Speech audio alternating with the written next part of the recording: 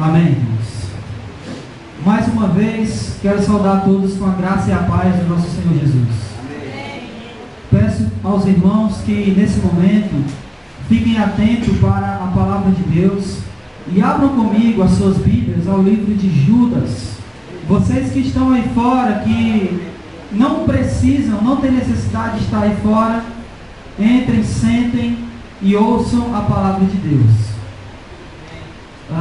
Nós estávamos conversando esses dias, eu acho que essa semana, se a minha memória não me falha, né, eu estou ficando velho, fiquei mais velho agora semana passada, e parece que quanto mais velho a gente fica, mais a memória vai falhando, né? Não sei se acontece com todo mundo, mas comigo, né? Pois é. Mas aí, se for desleixo, a gente bota a culpa na idade, né? Então pronto, é assim mesmo. E até esqueci o que eu ia dizer. A gente estava conversando essa semana, eu e o Flávio, e a gente estava dizendo que determinados livros das Escrituras, até mesmo do Novo Testamento, a gente não tem muito uso deles.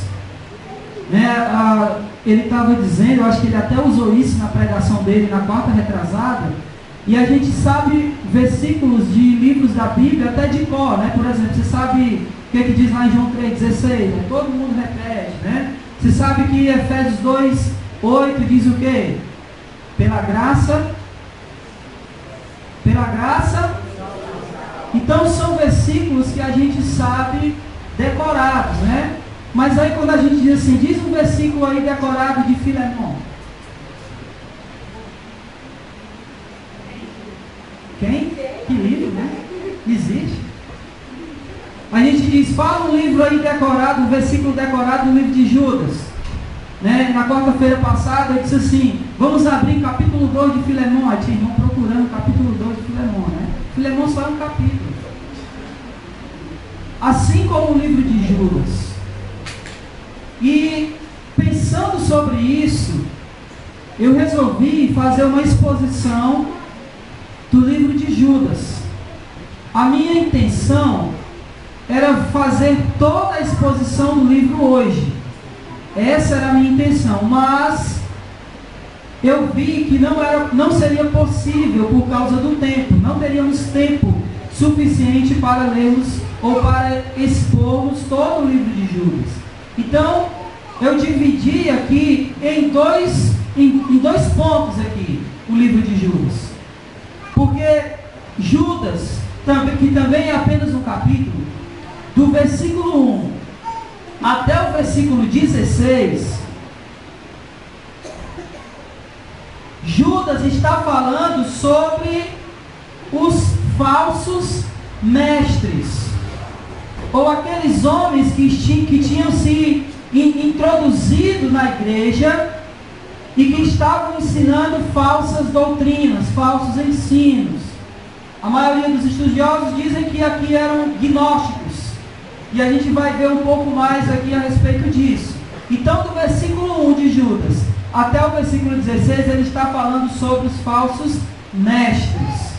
Do versículo 17 até o final do livro, até o versículo 25, ele vai falar para os irmãos, os fiéis, aqueles que estavam sendo enganados pelos falsos mestres. Então, eu dividi o livro de Judas nesses dois tópicos, nesses dois pontos, e hoje à noite nós iremos ver apenas a parte dos falsos mestres. E quando for no último domingo, nós iremos ver a parte de Judas direcionado à igreja. Amém? Todo mundo entendeu? Amém? Então, eu quero convidar você a ler. E eu não vou ler do versículo 1 até o versículo 16, eu vou ler apenas alguns trechos, mas nós iremos trabalhar todos os versículos, do 1 até o 16, tá certo? À medida que eu for vendo que o tempo vai ficando muito longo, eu dou uma acelerada, aperto o acelerador, não como o Barrichello, mas como o Ayrton Senna, e se eu ver que eu estou indo rápido demais, eu olhar para vocês e ver que vocês não estão entendendo nada, aí eu piso no freio. Amém? Então vamos ler, versículo 3. Eu vou ler a partir do versículo 3, mas a exposição vai ser a partir do versículo 1. Então vamos lá. Versículo 3. Amados, enquanto me empenhava para vos escrever acerca da salvação que nos é comum, senti a necessidade de vos escrever, exortando-vos a lutar pela fé, entregue aos santos de uma vez por todas. Porque certos homens se infiltraram entre vós, sem que fossem notados. Desde há muito tempo eles estavam destinados para o juízo. São homens ímpios, que mudaram a graça do nosso Deus em libertinagem, e negam o nosso único, soberano Senhor, Jesus Cristo. Versículo 8. Da mesma forma, contudo, esses sonhadores contaminam o corpo, rejeitam a autoridade e difamam os anjos. Versículo 10. Esses homens, porém, difamam tudo que não entendem, mesmo naquilo que compreendem por experiência natural. Eles se corrompem como seres irracionais.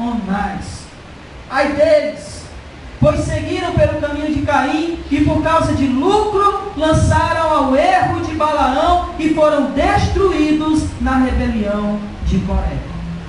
Eles são rochas ocultas e participam de vossas refeições comunitárias, banqueteando-se convosco, sem escrúpulos. São pastores que apacentam a si mesmos, são como nuvens sem águas, levada pelos ventos, são como árvores sem folhas, nem fruto, duplamente mortas, cujas raízes foram arrancadas. São como as ondas brávias do mar, espumando suas próprias indecências, estrelas fora de curso, para as quais a escuridão das trevas tem sido reservada para sempre. A respeito deles, também profetizou Enoque, o sétimo depois de Adão, dizendo: o Senhor veio com seus milhares de santos para executar juízo sobre todos e convencer a todos os ímpios de todas as ações de impiedade que impiamente cometeram, e de todas as palavras duras que ímpios pecadores proferiram contra ele. Tais homens vivem a reclamar, a se queixar, dominados por seus próprios desejos. A sua boca profere coisas muito arrogantes, adulando pessoas por interesse. Vamos orar. Amado Deus e Pai bendito, nós queremos, em nome de Jesus, pedir a Tua iluminação sobre a Tua palavra, para que, assim sendo, Senhor, a iluminação sendo lançada, venha trazer luz para o nosso coração, venha trazer luz ao nosso entendimento, e assim, Deus, entendamos a Tua palavra. O Senhor bem sabe o quanto nós temos tentado preservar o ensino da Tua palavra. Por isso, nós te pedimos nessa noite, que o Senhor nos livre de que aqui, nesse púlpito, nessa hora, nesse momento, seja pregado aquilo que nós queremos ouvir. Que nesse momento seja pregado aquilo que nós achamos a respeito das coisas. Mas que o Senhor nos livre de tudo isso, para que seja pregado aquilo que a Tua palavra mostra e ensina. E tão somente o que a Tua palavra mostra e ensina. Por isso nós te pedimos, abre o nosso entendimento, abre o nosso coração para a Tua santa e poderosa palavra. É o que nós pedimos e desde já te agradecemos, em nome de Jesus. Amém. Amados, a primeira coisa que eu gostaria de falar a respeito do livro de Judas, antes de nós começarmos a exposição, que eu acredito que a maioria de nós já deve saber, porque a gente fala muito sobre isso, é a respeito de que Judas é esse aqui do Evangelho, da carta de Judas. Então esse Judas aqui é o Judas, irmão de Jesus. Não é o Judas Iscariotes. Até porque, a não ser que ele tenha voltado dos mortos para escrever esse livro, né? Não tem como ser ele. A gente vê lá em Mateus capítulo 26, se não me engano, ele se precipitando e tirando a sua própria vida. Então não tem como ser Judas Iscariotes. Não era o Judas Tadeu, porque o Judas Tadeu não era irmão de Tiago. E ele diz aqui, logo no versículo 1, olha só: Judas, servo de Jesus Cristo e irmão de Tiago. Então esse Judas aqui, a maioria dos estudiosos, eles concordam que era o Judas, irmão de Jesus. Só que ele começa de forma interessante, porque ele não se autopromove. Ele poderia dizer: eu, Judas, irmão de Jesus, né? Ele poderia começar o livro dizendo isso, mas ele não faz isso. Ele diz: Judas, servo de Jesus Cristo e irmão de Tiago. Por que ele faz essa referência com Tiago? Porque provavelmente Tiago era um dos irmãos de Jesus mais conhecido. Vocês lembram de Atos capítulo 15, quando tem aquele grande concílio? Alguém toma uma decisão. Alguém toma a decisão de mandar as cartas lá, pedindo que as igrejas se abstenham das relações sexuais ilícitas, que não bebam sangue. Vocês lembram disso? Quem é que toma a decisão lá? Tiago. Porque alguns concordam que ele era um pastor na igreja em Jerusalém. Então ele começa o livro aqui, Judas, não dizendo, não se exaltando, dizendo que era irmão de Jesus, mas servo de Jesus, irmão de Tiago. Amém? Até aqui está indo bem, né? Está dando para entender. Sim ou não? Sim. Glória a Deus. Então vamos lá. Você vai notar, e ainda aqui nos versículos 1 e 2, você vai notar algumas coisas que a carta de Tiago, ela tem, que é conjuntos de 3. Ele vai fazer muito isso aqui na carta de Judas. Preste atenção. Judas, servo de Jesus Cristo, irmão de Tiago, aos chamados, preste atenção aí, amados de Deus o Pai e guardados em Cristo Jesus. Você viu isso aí? Aos irmãos amados, chamados, amados e guardados. No versículo 2 ele repete essa questão de 3: misericórdia, paz e amor. Então ele vai trabalhar muito esses períodozinhos de 3, e você vai perceber um pouco mais na frente que ele faz muito isso. Quando ele vai dar exemplos, ele faz exemplos em grupos de 3 também. Então isso vai ter muito aqui na carta de Judas. Amém? Bom, tendo dito isso, para que a gente comece a exposição a partir do versículo 3, eu preciso dizer o motivo pelo qual Judas escreve essa carta. Motivo esse pelo qual hoje em dia as igrejas deixaram de fazer. E ele, Judas, está aqui no versículo 3 dizendo o motivo pelo qual ele está escrevendo essa carta. Olha só, versículo 3: amados, enquanto eu me empenhava para vos escrever acerca da salvação, que nos é comum, senti a necessidade de vos escrever, exortando-vos a quê? Ao que, irmãos? Vocês estão lendo junto comigo? Amém? Exortando-vos a lutar pela fé. E isso é uma coisa que me parece estar um pouco fora de moda. Lutar pela fé. É incrível a gente encontrar pessoas que dizem assim: não, mas Deus não precisa de defensor. Deus não precisa de ninguém defendendo ele. Mas é comum a gente encontrar versículos nas Escrituras dizendo que nós temos que defender a fé que nós professamos. E o sentido aqui de defender a fé a qual nós professamos é o sentido de não permitir que falsos ensinos penetrem na igreja. permitir que falsos mestres comecem a iludir o povo de Deus, assim os afastando da fé, os afastando daquela fé, como ele vai dizer um pouco mais na frente, da qual os apóstolos começaram a ensinar na igreja. Então, Pedro aqui, ou melhor, Judas aqui, está combatendo uma heresia que durante o Novo Testamento se fala muito dela, que é o gnosticismo. E o gnosticismo, entre algumas coisas que ele ensinava que não havia problema se você fazer o que você quisesse com o seu corpo. Porque eles faziam uma distinção entre espírito e corpo. Então, contanto que você mantesse o seu espírito puro, você poderia fazer o que você quisesse com o seu corpo.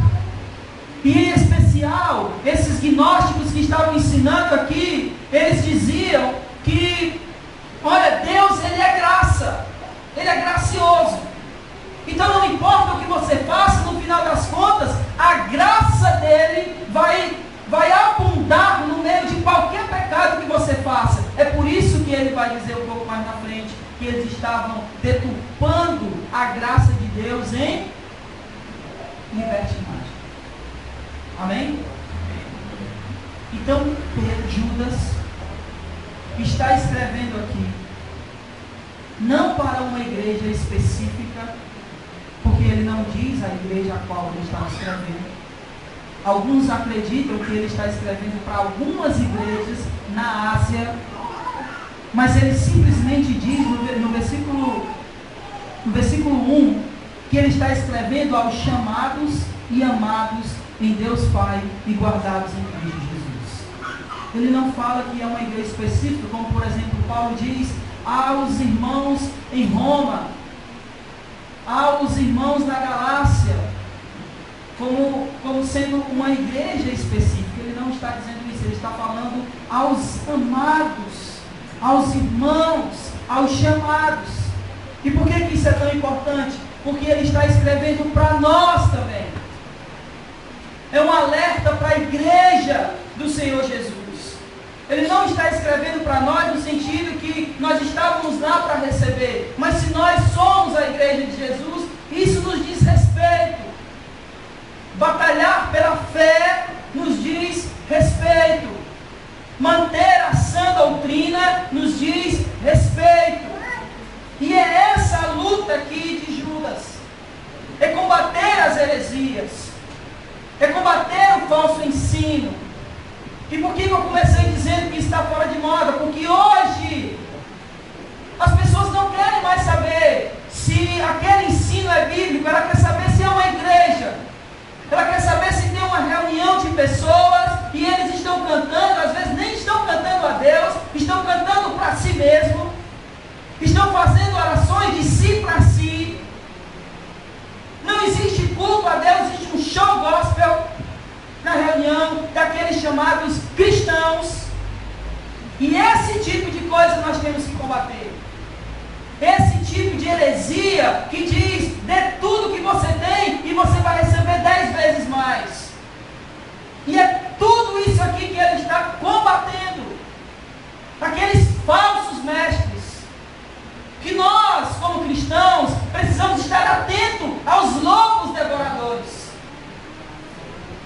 Meus irmãos, isso é muito sério. Você teria coragem de dar a sua mão a um leão faminto? Você teria coragem de andar de mãos dadas, de braços dados a um lobo esfomeado? Mas é exatamente o que alguns têm feito. E o pior, eles andam de braços dados com lobos famintos, e quando o pastor vai afastar aquele lobo, eles ainda defendem o lobo. Então é mais ou menos isso aqui que Judas está combatendo, os falsos mestres. Amém? Vamos entrar aqui no texto propriamente dito, de versículo 3. Eu gostaria que o irmão pudesse ler para nós o versículo 3 de Judas.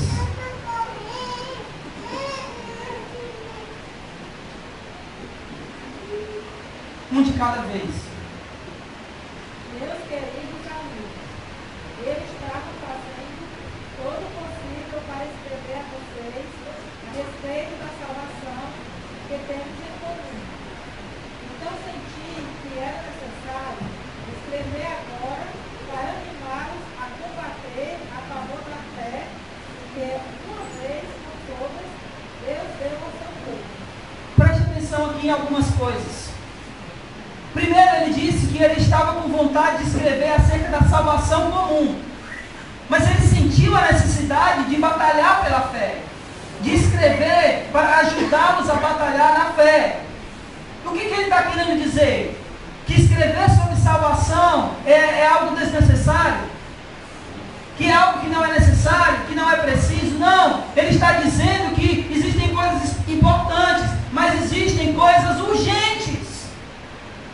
E o que era urgente aqui nesse momento era escrever para que eles batalhassem pela fé. Mas que fé? A fé de que uma vez por todas foi dada, foi entregue aos santos. E isso aqui é importantíssimo. De uma vez por todas. Não existe um novo ensino. Não existe uma nova doutrina. Não existem novas revelações. Não existem novas visões a respeito daquilo que Deus já revelou. Não existe um anjo descer do céu e lhe dizer: olha só, os apóstolos estavam errados. Durante 2000 anos eles não entenderam que eles tinham que se reunir em células. Mas agora eu recebi uma revelação dizendo que a igreja precisa trabalhar em células, porque os apóstolos não entenderam. As escrituras nos ensinam que nós estamos edificados sobre os ensinos dos apóstolos. E Judas está nos alertando sobre isso. Sobre aquilo que de uma vez por todas foi dado aos santos. Não existem novas revelações.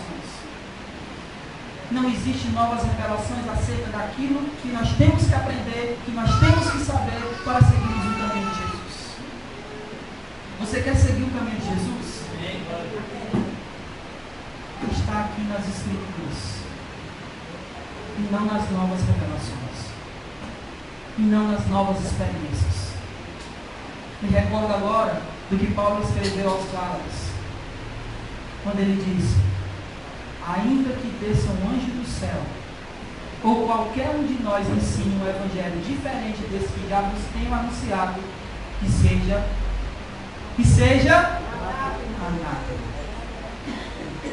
Vocês estão entendendo isso? Vocês estão entendendo por quê? E quarta após quarta nós estamos aqui lutando pela fé, batalhando pela fé, ensinando doutrina. E não apenas não a nova doutrina, mas a doutrina na qual nós já aprendemos.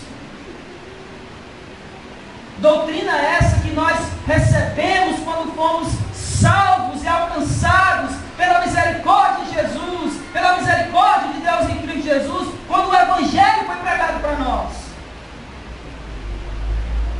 E nós precisamos estar alertas para não deixar esse falso ensino entrar na igreja. Ensino esse que ele vai dizer aqui causa dúvidas, que deixam os irmãos meio que eu não sei se é ou se não é. Esse não é o ensino de Jesus. O ensino de Jesus revela, não causa dúvidas. As palavras de Jesus não podem se contradizer. A moda hoje na igreja, por assim dizer, é a prosperidade financeira. Eu fico pensando se as pessoas que ensinam a prosperidade financeira, se eles leem versículos como: não guardai para vós tesouro na terra. Quem disse isso, irmão? Quem disse isso? Ninguém sabe quem disse isso. Jesus. Não ajuntai para vocês tesouro na terra. Aí o cara vem e prega o seguinte: se você dá, você vai ficar rico.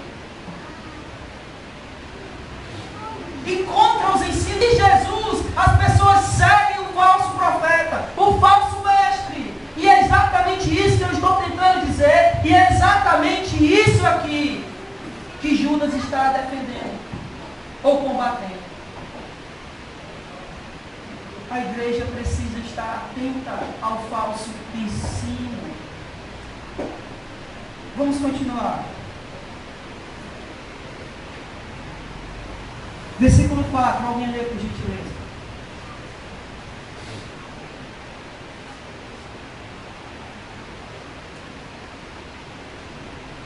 Certos homens se infiltraram entre vós sem que fossem notados.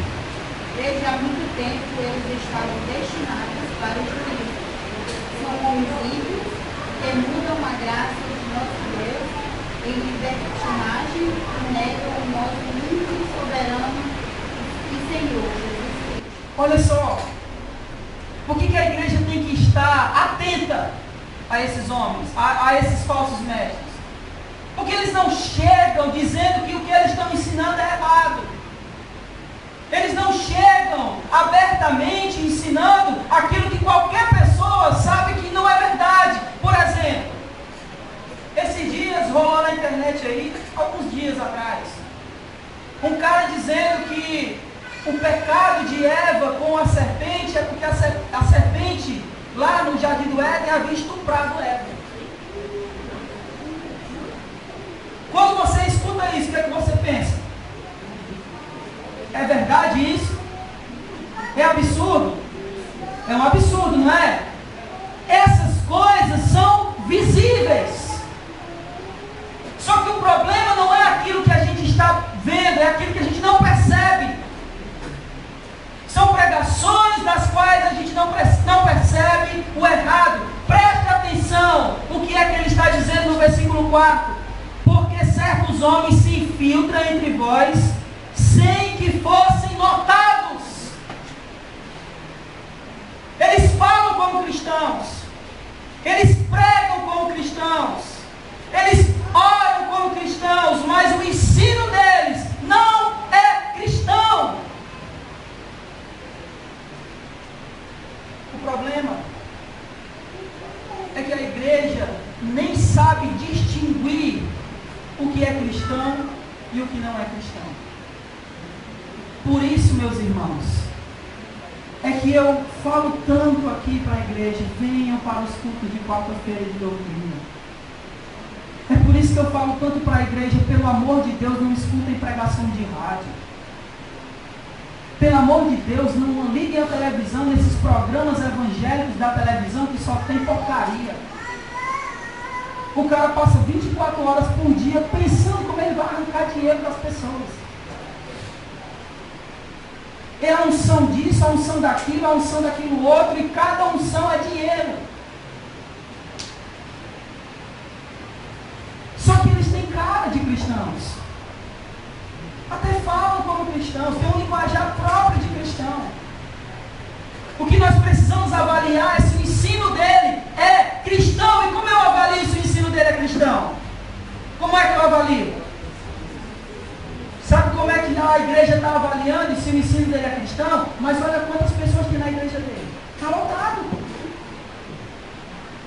É assim que as pessoas avaliam. Mas ele é de Deus, porque se ele não fosse de Deus, a igreja lá não estava cheia. Se ele não fosse de Deus, não tinha milagres lá. Não é assim que as pessoas avaliam? E nós esquecemos que lá no sermão escatológico, Jesus havia advertido que quando vierem falsos profetas e falsos mestres, eles iriam exercer, realizar milagres. E notem, eu falei isso aqui na semana retrasada. Ele não disse que os milagres eram falsos. Ele disse que falso era o profeta e o mestre, e o Cristo. Nós não avaliamos se alguém é de Deus por aquilo que ele realiza. Nós avaliamos se ele é ou não de Deus, primeiro, pelo seu caráter, e segundo, pelo que ele ensina. E nós avaliamos o que ele ensina se estiver em acordo com as Escrituras. Amém, irmãos? Mas ele diz outra coisa aqui.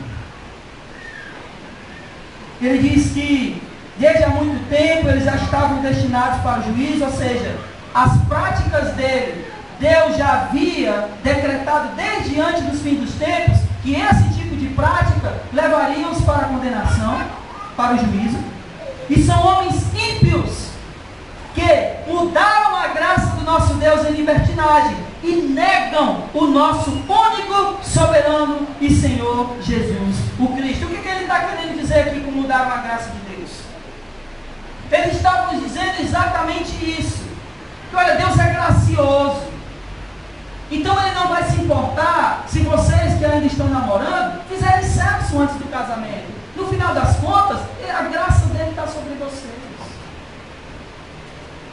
Não importa se você que é casado trai a sua mulher, porque no final das contas a graça de Deus vai estar derramada sobre vocês. É isso que ele está dizendo, que eles mudaram a graça de Deus em libertinagem. Coisas libertinas, imoralidades, coisas essas que Deus condenou desde antes da fundação do mundo. E eles mudaram a graça de Deus e negam o Filho de Deus, porque os gnósticos negavam que Jesus veio na carne. Ele dizia que não, porque eles achavam que a carne era impura, então um ser puro, numa carne impura, iria ser contaminado. Então eles negavam a encarnação de Jesus. Vocês lembram lá do que diz 2 João? Ninguém lembra? Nós estamos precisando ler mais as escrituras, né? O que diz lá, Flávio? Por favor.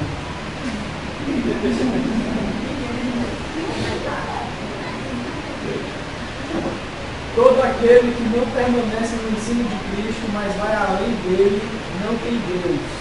Quem permanece no ensino de Cristo, esse tem o Pai e tem o Filho. Se alguém chegar a vocês e não trouxer esse ensino, não recebam em casa nem saúde.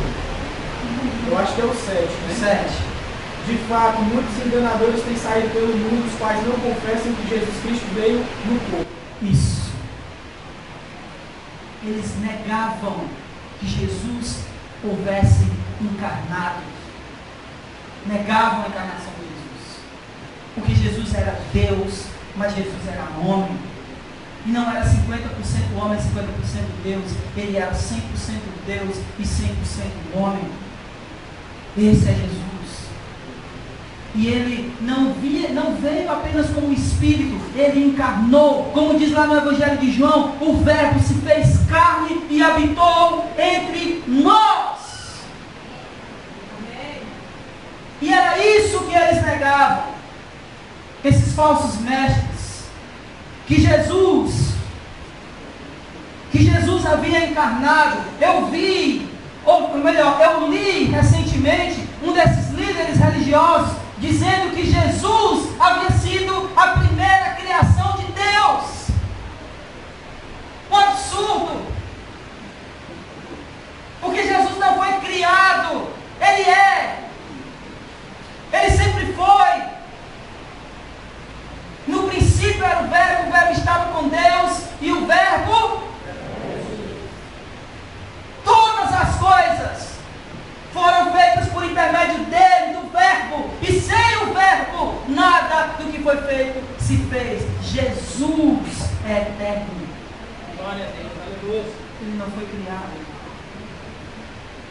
Então, irmãos, nós precisamos estar atentos aos ensinos sutis, daqueles que até têm cara de cristãos, mas os seus ensinos são ensinos do diabo, porque não estão corretos ou condizentes com o que as Escrituras nos ensinam. Você diz amém? Amém. Versículo 5. Agora, ele vai dar um exemplo. Ele vai dar um exemplo aqui desse tipo de homens. E ele dá um exemplo aqui, esse primeiro exemplo ele dá em grupo de 3, versículos 5, 6 e 7. Olha só. Mesmo que que já soubessem de tudo isso, quero lembrar-vos de que depois de libertar um povo da terra do Egito, o Senhor destruiu os que não creram. O primeiro exemplo aqui é do povo de Deus no Egito, porque a geração que saiu do Egito não foi a mesma que entrou em Canaã. Daquela geração que saiu do Egito, só 2 homens entraram na terra de Canaã. E quem foram eles? Josué e Calebe. Então o primeiro exemplo aqui é dessas pessoas que se rebelaram contra Deus e por causa disso não entraram na terra prometida. E ele está dizendo, vocês sabem disso, mas eu vou lembrar vocês daquilo que aconteceu lá no Egito, de homens que se rebelaram, de homens que até estavam no meio do povo de Deus, mas Deus não permitiu que eles entrassem na terra prometida. Esses libertinos aí, que estão no meio de vocês, são tal qual aqueles lá que saíram da terra do Egito, mas não entraram na terra prometida que era Canaã. O segundo exemplo que ele dá no versículo 6, olha só. Os anjos que não mantiveram seus domínios, mas deixaram sua própria habitação, ele os tem confinado nas trevas, em algemas eternas, para o juízo do grande dia. O que Judas está dizendo aqui é que Deus não poupou nem os anjos que caíram. Ele não poupou nem os anjos que deixaram o seu estado original. Quanto mais ele não irá poupar aqueles que não mantiveram na sua pureza a doutrina que receberam. É isso que Judas está dizendo aqui. Ele puniu os anjos que mudaram seu estado original. Pensem o que ele irá fazer com vocês se vocês saírem da doutrina que os apóstolos ensinaram e forem para outra coisa. Você está entendendo isso, irmãos? Isso é sério. É sério. A gente precisa entender que a graça de Deus, ela é soberana sim, mas Deus não vai no final das contas salvar todo mundo, porque Ele é gracioso. Ele é um Deus santo e Ele é um Deus justo. O maior problema dos ensinos das igrejas hoje em dia é que exaltam demais o atributo amor e esquecem do atributo santidade. Porque se Deus é santo e justo, e de fato Ele é, o que eu e você merecemos? Deus é santo e justo. O que eu e você merecemos? Salário do pecado? O que eu e você merecemos? Morrer. Agora, preste atenção. Preste atenção.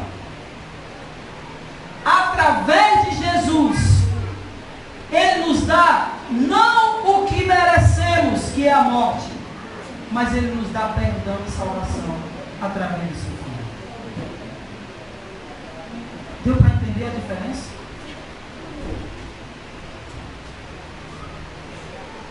Versículo 7. Primeiro exemplo é o exemplo do povo que saiu do Egito. Segundo exemplo é o exemplo dos anjos que não mantiveram seu estado original. E o sétimo exemplo, versículo 7. O terceiro exemplo, versículo 7. A semelhança desses anjos, ou seja, igual a esses anjos que ele está falando aí no versículo 6, Sodoma e Gomorra e as cidades circunvizinhas que praticaram imoralidade e relações sexuais contra a natureza. Talvez na sua Bíblia aí esteja assim, tendo ido após outra carne. Talvez na sua Bíblia esteja escrito assim. Foram postas como exemplo, sofrendo a pena do fogo eterno. O que ele está dizendo é que aqueles que mantiveram uma vida libertina foram castigados.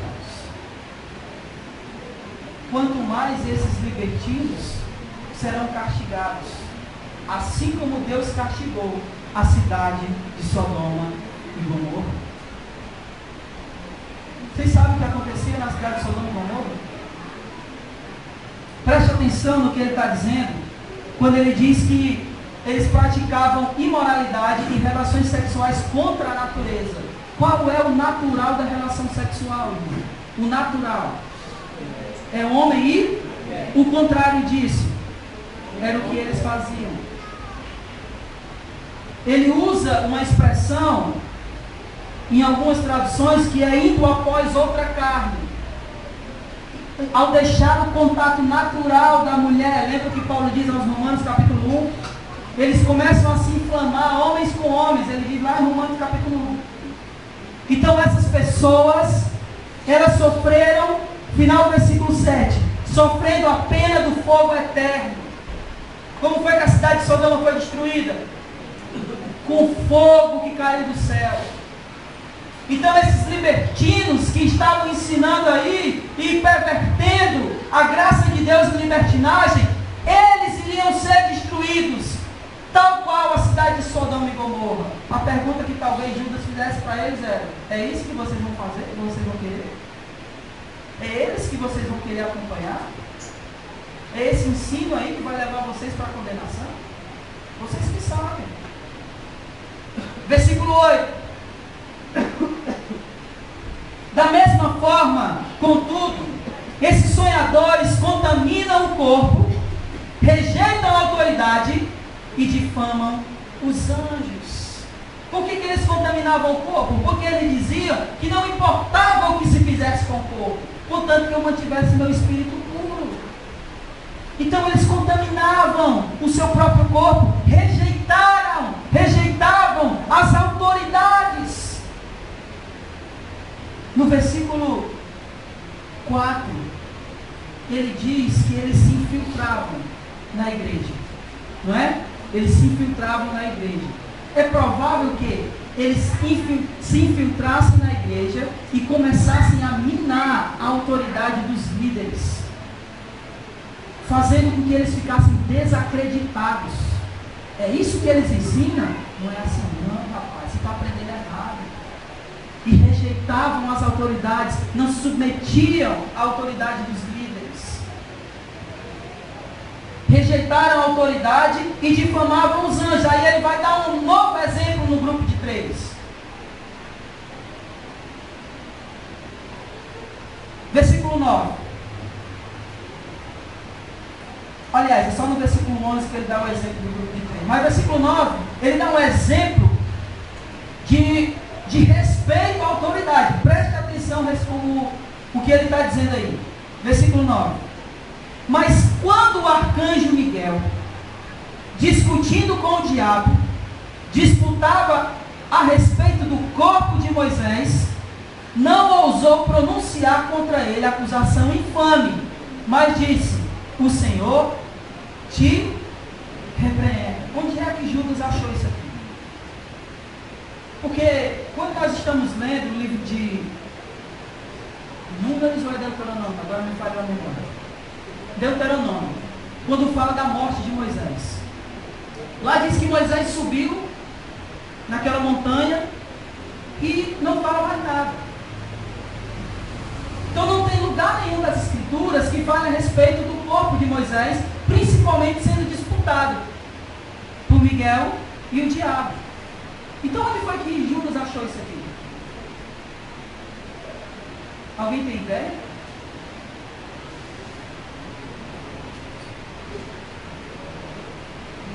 Os judeus, eles tinham vários livros de fábulas, chamadas fábulas judaicas.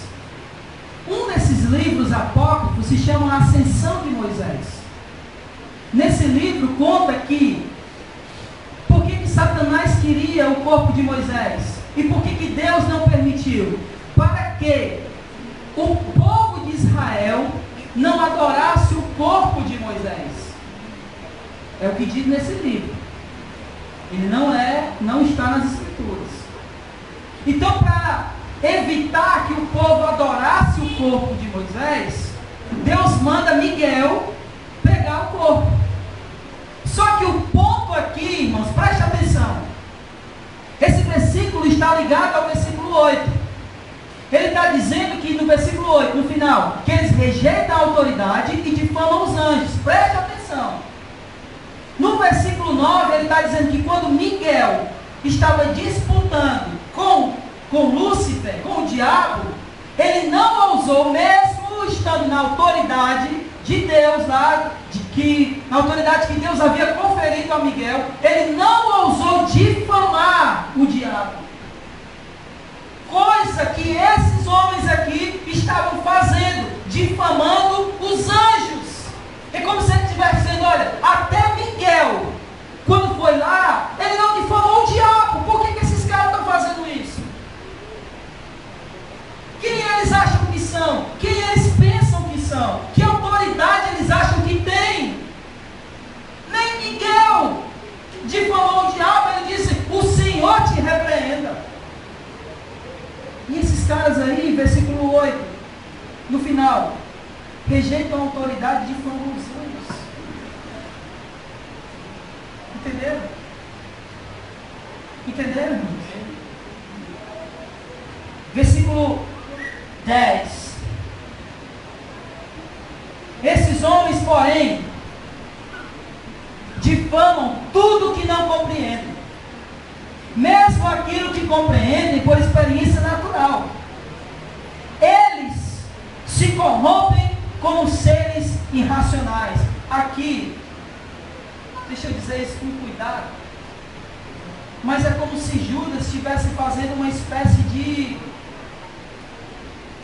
por falta de palavra melhor, como se ele estivesse xingando eles de animal. Com relação à autoridade que ele se refere aí, que não quis difamar o diabo, não é que o diabo merecesse o respeito, mas é por causa da hierarquia que havia antes, não é isso? Sim, mas a questão não é essa. O ponto dele é que nem Miguel, tendo autoridade para fazer, não fez. Esse é o ponto. Certo, não que o diabo merecesse todo o respeito. Sim. Mas é por causa de uma hierarquia que ele Sim. tinha antes. E ele não ousou, é como aconteceu com Saul e Davi. É isso? Só que Saul, pode ser comparado sim. Só que Davi, pode ser comparado sim. Pode. Amém. Versículo 10. Olha só, como eu disse, por falta de palavra melhor, ele estava dizendo uma espécie de xingamento, chamando eles de animais irracionais. Olha só, esses homens, porém, difamam tudo que não entendem, mesmo aquilo que compreendem por experiência natural. Eles se corrompem como seres irracionais. Eles são movidos por instintos. Eles não pensam. Eles confiam nas suas experiências. Eles não raciocinam se aquilo verdadeiramente é ou não. A gente vê muito isso. Quer ver um exemplo? Alguém diz assim, rapaz, mas essa tua prática aí não é de Deus. Aí a pessoa diz, mas eu senti. Você já ouviu isso? Mas eu estou sentindo. Então eles baseiam nas suas experiências e não racionalizam. Agem como animais que agem por instinto. Você acha que o cachorro, ele come porque ele está pensando assim, eu estou com tanta fome, deixa eu ir ali comer? É por impulso. Ele age de forma irracional, por instinto. E é isso que ele está dizendo desses homens. Eles agem por instinto. Versículo 11. Estou quase terminando. Segura aí, aguenta um pouquinho. Ai deles. Agora sim ele dá um exemplo de 3. Pois seguiram pelo caminho de Caim, por causa do lucro, se lançaram no erro de Balaão, e foram destruídos na rebeldia de Coré. Preste atenção aqui. eles seguiram pelo caminho de Caim. O que Caim fez? Antes disso, antes de matar Abel, o que foi que Caim fez? Eu estava ouvindo o Augusto Nicodemos e ele disse uma coisa interessante. Ele disse que Caim foi o pai da nova religião. Porque Deus havia estabelecido que a forma de adorá-lo, de cultuá-lo, era através de sacrifícios. E Caim inventou a religião das obras. Que foi que ele trouxe para Deus? O fruto do seu trabalho. Deus não havia pedido o fruto do trabalho, ele não havia pedido obras, ele havia pedido sacrifícios. Então Caim, por assim dizer, é o pai da religião das obras. E eles estavam se enveredando nisso. Religião de obras. Obras não salvam ninguém. Mas não era só isso. Além deles terem seguido o caminho de Caim, por causa de lucro, se lançaram no erro de Balaão. Preste atenção aqui, irmãos. Quem foi Balaão? Se vocês lerem o livro de Números, vocês vão ver que Balaão foi procurado por um rei para amaldiçoar o rei de Israel. Só que esse rei não foi lá só dizer assim: olha, eu preciso que você faça isso. Ele levou uma carroça cheia de ouro e disse: isso aqui é para tu, se tu amaldiçoar o rei. Só que antes do rei chegar lá, Deus já tinha dito para ele que isso iria acontecer e não era para ele amaldiçoar. Mas quando ele viu o ouro, ele disse assim: peraí, Deus já tinha falado para ele, mas ele disse: olha, dorme aqui que eu vou falar com Deus, pode ser que ele mude de ideia. Então eles se enveredaram, por causa do lucro, se lançaram no erro de Balaão. Qual era o erro de Balaão? Quanto é que tu tem para me dar? É tanto, agora eu abençoo. É o dinheiro que tu tem aí? Eu abençoo. É para amaldiçoar quem? Não importa quanto é que tu tem, traz que eu amaldiçoo. Era esse o erro que eles estavam cometendo e que eles estavam ensinando à igreja. Eles correram, por causa do lucro, eles correram, se lançaram no erro de Balaão. E por fim, eles foram destruídos na rebelião de Coré. Quem foi Coré? No livro de Números, Coré foi um homem que era da tribo de Levi e também era sacerdote, mas ele queria o lugar de Arão. Ele queria ficar na posição de Arão. E ele foi confrontar Moisés por causa disso. E resumindo a história, Deus abriu um buraco e todo mundo morreu da família de Coré. Então olha só aqui o quadro. O cara inventou, ele está dizendo aqui, eles entraram pelo caminho de Caim, inventou de uma religião de obras. Eles, por causa de lucro, eles se enveredaram pelo caminho de Balaão. E por causa de status, uma posição, eles entraram pelo caminho de Coré.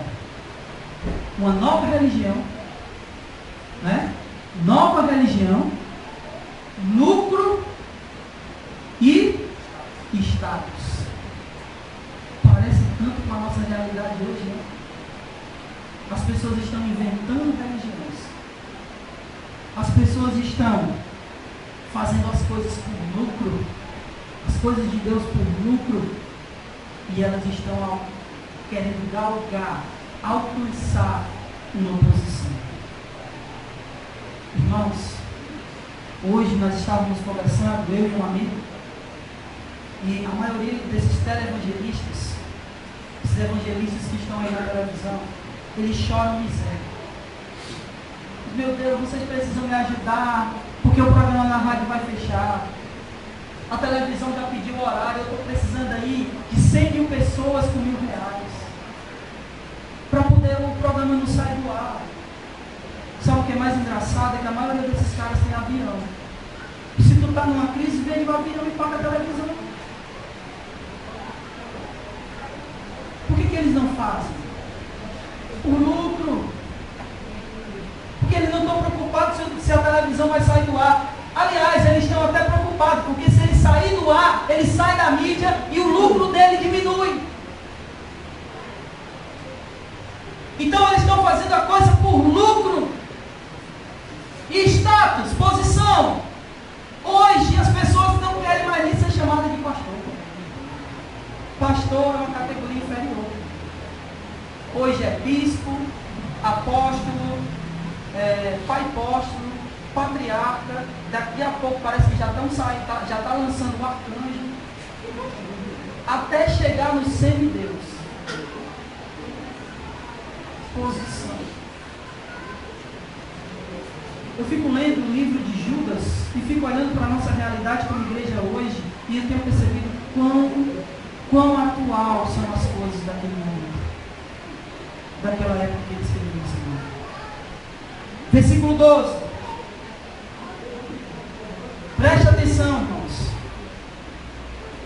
Eles são rochas ocultas e participam de vossas refeições comunitárias, banqueteando-se convosco sem escrúpulos. São pastores que apacentam a si mesmos. São como nuvens sem água, levados pelo vento. São como árvores sem folha, nem fruto, duplamente mortas, cujas raízes foram arrancadas. Eu vou parar aqui nesse versículo, mas eu quero explicar ele. Olha só, irmãos. Eles são rochas ocultas. Alguém já assistiu o Titanic?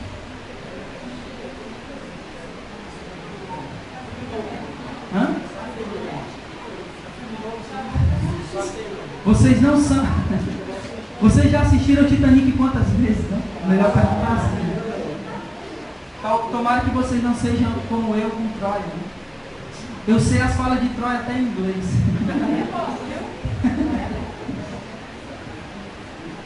Mas, voltando aqui para o Titanic, sem afundar, é que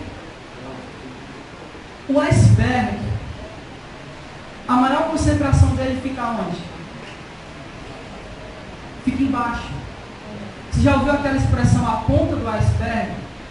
Porque o iceberg ele é grande dentro d'água, lá em cima você só vê um pedaço. Então ele está dizendo que eles são como rochas submersas, rochas ocultas. Você só vê parte dela, porque a outra parte está lá no fundo. E aquilo que verdadeiramente eles são, eles não mostram. Está oculto. É isso que ele está dizendo. Eles são rochas ocultas. O que eles são de verdade está oculto, ninguém vê.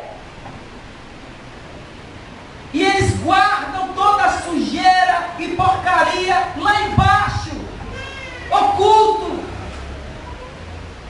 Não se consegue ver quem eles realmente são. Lembra do que Jesus falou para os fariseus?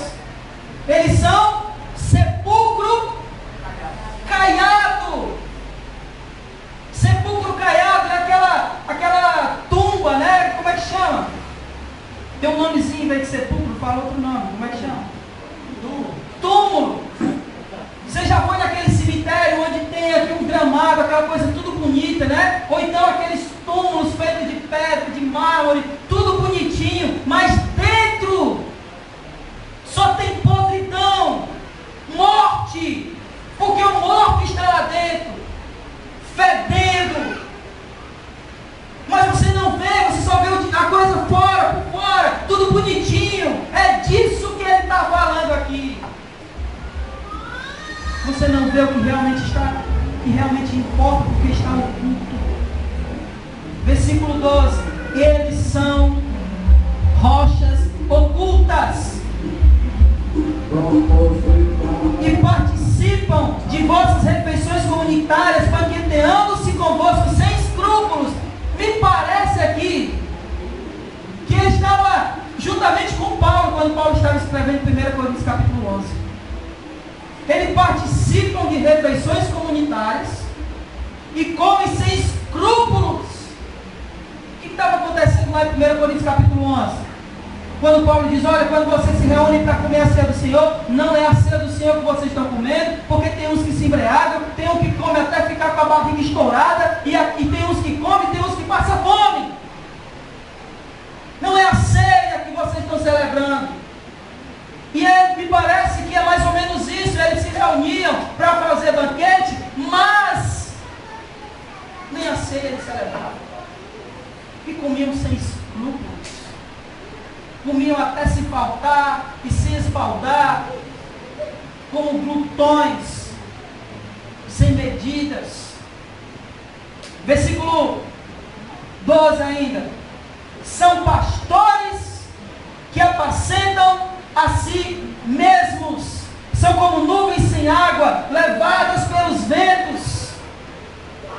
O que são pastores que se pastoreiam a si mesmos? São aqueles pastores que só ligam para si, que não está nem aí para as ovelhas, que não quer nem saber a necessidade delas, não quer saber se elas estão passando fome, se tem água, se tem luz, se tem o que comer, se vão ter onde morar. Eles só estão preocupados com o seu próprio ventre, com o seu próprio umbigo. São pastores de si mesmos. Oi? Tem deles que não descem nem do corpo. Esses dias, eu estava vendo um vídeo, um cara desses passando, e alguém foi tocar nele, ele disse, não me toca. Não me toca. Sai do meio, eu quero passar. Pastores de si mesmos. Enquanto Jesus diz, vinde a mim, esses pastores de si mesmos disse, saiam de perto de mim, porque eu não quero ter contato com vocês, eu não quero me contaminar com vocês. E para finalizar aqui no versículo 12, ele diz, eles são como nuvens levadas pelos ventos, eles não têm o que oferecer, não tem água, são como árvores sem folhas, sem fruto, duplamente mortas, porque nem tem folhas, não tem fruto para oferecer, e cujas raízes foram arrancadas. Eles não têm vida, porque o que dá vida a uma árvore é a raiz, mas a raiz deles já foram arrancadas, então eles estão mortos. Não apenas mortos, duplamente mortos. Meus irmãos, eu vou parar aqui porque eu acho que eu já passei de mais de uma hora. E nós iremos continuar no último domingo, aqui ainda, falando sobre esses falsos mestres, mas ainda depois, na segunda parte, dando uma palavra de conforto à igreja do Senhor. Mas hoje eu gostaria de terminar e concluir dizendo aos irmãos, estejam atentos aos falsos mestres. Não se deixem enganar. Não se iludam. Sempre, absolutamente todas as vezes que você ouvir uma pregação, confira se o que está sendo pregado está de acordo com as Escrituras. E eu não estou dizendo para você fazer isso apenas com os lá de fora. Eu quero que vocês façam principalmente com os aqui de dentro. Tudo que nós dissermos aqui nesse culto, confira com as Escrituras. Sejam bereanos, por assim dizer. Analisem se o que está de fato sendo dito aqui é de fato o que a Bíblia diz. Somente assim nós estaremos aptos e atentos a batalhar pela fé. Amém? Vamos ficar em pé.